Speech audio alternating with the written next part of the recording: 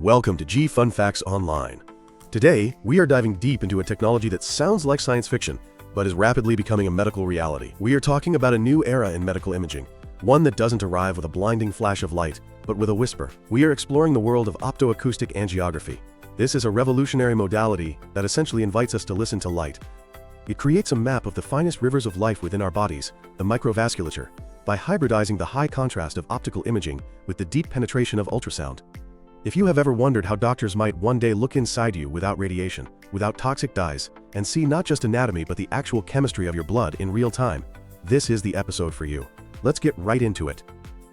To really understand why this technology is such a game changer, we first have to appreciate the massive limitation it overcomes. In the world of medical imaging, we have traditionally had two separate camps. On one side, we have optical microscopy. This is brilliant. It uses light to resolve incredible cellular details, but it hits a hard limit, a soft wall if you will, at about 1 millimeter of depth into the tissue.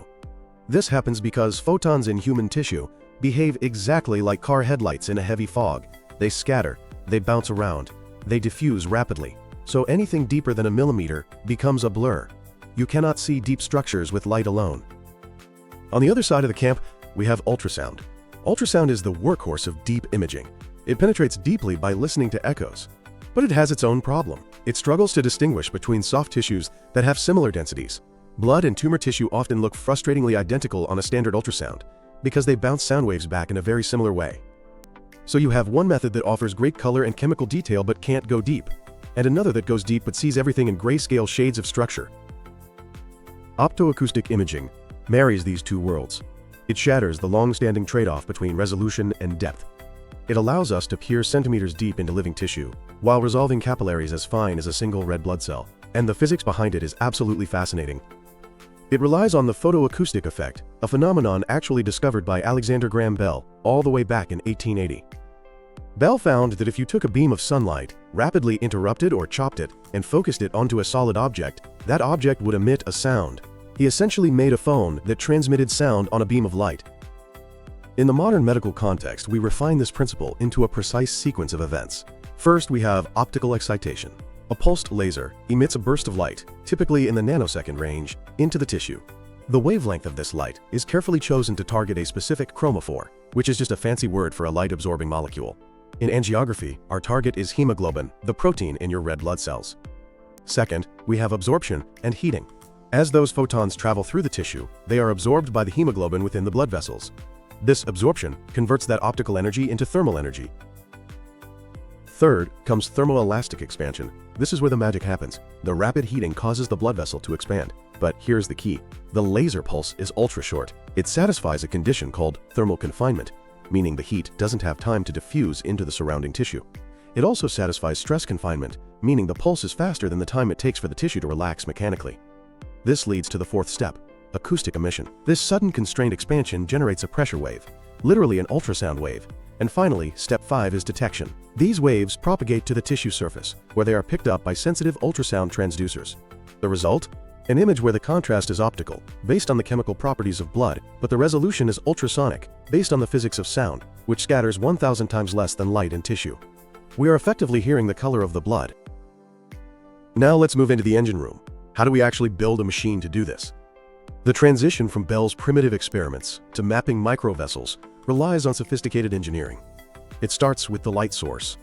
Modern systems typically use Q-switched ND YAG lasers coupled with optical parametric oscillators. That sounds like a mouthful, but the important part is that these are tunable lasers. They can sweep across the near-infrared spectrum, usually from 680 to 980 nanometers. This tunability is crucial because oxygenated hemoglobin and deoxygenated hemoglobin absorb light differently at different wavelengths. By pulsing multiple wavelengths rapidly, the system can perform what we call spectral unmixing. It calculates not just the presence of blood, but its oxygen saturation. This turns a structural map into a functional metabolic readout. You aren't just seeing the vessel. You are seeing how much oxygen it is carrying. The ears of the system are piezoelectric transducers, similar to standard ultrasound, but optimized for broadband detection. Depending on what we want to see, we change the ears. For high-resolution skin imaging, we use a technique called raster scan, optoacoustic microscopy, or RSOM. This uses high-frequency transducers, 20 to 100 MHz, to resolve layers of the dermis. For deeper organ imaging, we use multispectral optoacoustic tomography, or MSOT, with lower frequencies like 5 to 10 MHz to catch signals from centimeters deep. There are even newer, all-optical ultrasound detectors using Fabry-Perot interferometers that are pushing detection sensitivity even further by eliminating electrical noise entirely. Of course, picking up the signal is only half the battle. You have to reconstruct the image. Raw signals must be mathematically transformed into a 3D volume. The classic algorithm is filtered back projection, similar to what is used in CT scanning, but light gets dimmer as it goes deeper. This is called fluence attenuation, which makes quantitative accuracy challenging. Advanced algorithms like time reversal and model-based inversion are used to account for speed of sound variations and light distribution. And today, the frontier is deep learning. Artificial intelligence neural networks, like UNet, are being trained to reconstruct high-fidelity images from sparse data, removing artifacts and speeding up real-time processing. So what does this mean for patients? The ability to map microvessels, the tiny arterioles, venules, and capillaries, is a massive game-changer because disease often starts in the microcirculation. Let's look at oncology. Tumors are metabolically hungry. To survive, they hijack the body's vascular system, sprouting chaotic, leaky, and tortuous vessels in a process called angiogenesis. Optoacoustic angiography is uniquely suited to detect this. Take breast cancer, for example. This is the most mature clinical application.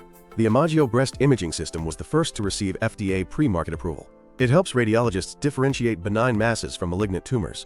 Benign lesions tend to push vessels aside, creating a draping effect. Malignant tumors, however, show feeding vessels penetrating the core and a specific claw sign of irregular periphery vessels. Furthermore, because tumors consume vast amounts of oxygen, they often show a hypoxic or low oxygen core. Optoacoustics can visualize this deoxygenation, providing a functional biopsy without a needle. Then there is skin cancer. In melanoma, knowing the tumor depth, known as the Breslow depth, is critical for prognosis. RSOM can profile the tumor's invasion into the dermis and visualize the surrounding vascular recruitment in 3D. This could potentially aid in surgical planning, showing the surgeon exactly where to cut.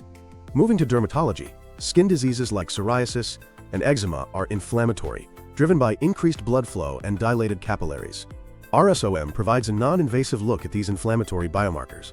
For psoriasis, RSOM can quantify the vessel density and diameter in the plaque. Studies have shown these vascular metrics correlate closely with clinical severity scores and can detect a response to treatment weeks before the plaque visibly clears on the surface. It is also vital for wound healing. In chronic wounds or burns, assessing perfusion is key.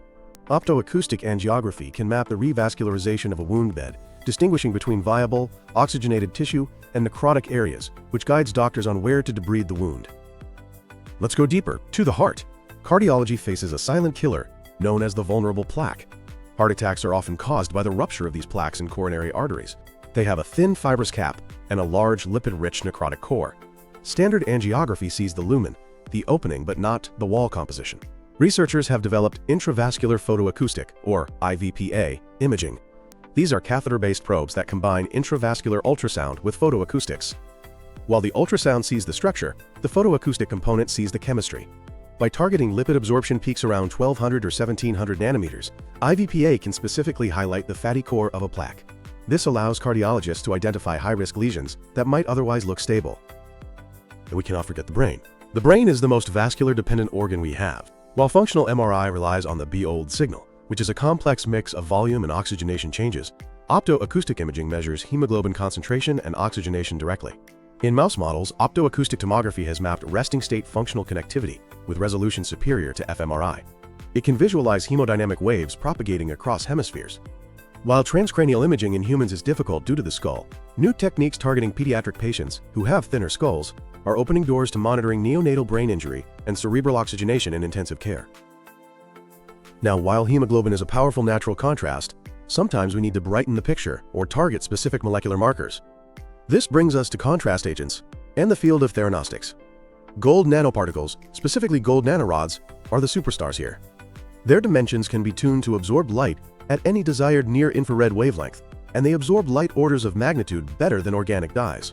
We also use organic dyes, like indocyanine green and methylene blue, which are clinically approved and used to map sentinel lymph nodes. But theranostics, a combination of therapeutics and diagnostics, is where the future lies.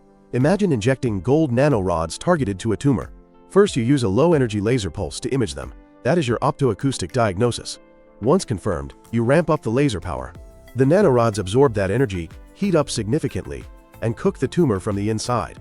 This is photothermal therapy, or PTT, and you can monitor the temperature in real time using the photoacoustic thermometer principle. You are treating and seeing at the same time. Finally, we have to talk about the AI revolution driving this forward. AI is the turbocharger. Tools like Medical's Scenogram assist radiologists by assigning a likelihood of malignancy score based on optoacoustic features. This standardizes interpretation. Deep learning is also enabling sparse sampling. Collecting a full 360-degree view is slow, but AI can reconstruct high-quality images from just a few laser shots, enabling real-time video rate imaging of moving organs like the heart. The economic impact of this cannot be overstated. The false positive problem in breast cancer screening costs the healthcare system billions. Thousands of women undergo painful, anxiety-inducing biopsies for lesions that turn out to be benign. By providing a functional rule-out, optoacoustic angiography could spare huge numbers of patients from unnecessary procedures, shifting the paradigm from biopsy to diagnose to image to diagnose. In conclusion, optoacoustic angiography is more than just a new way to take a picture. It is a new way to sense the biology of the living body. It translates the molecular signature of hemoglobin into a high-definition map of life's infrastructure.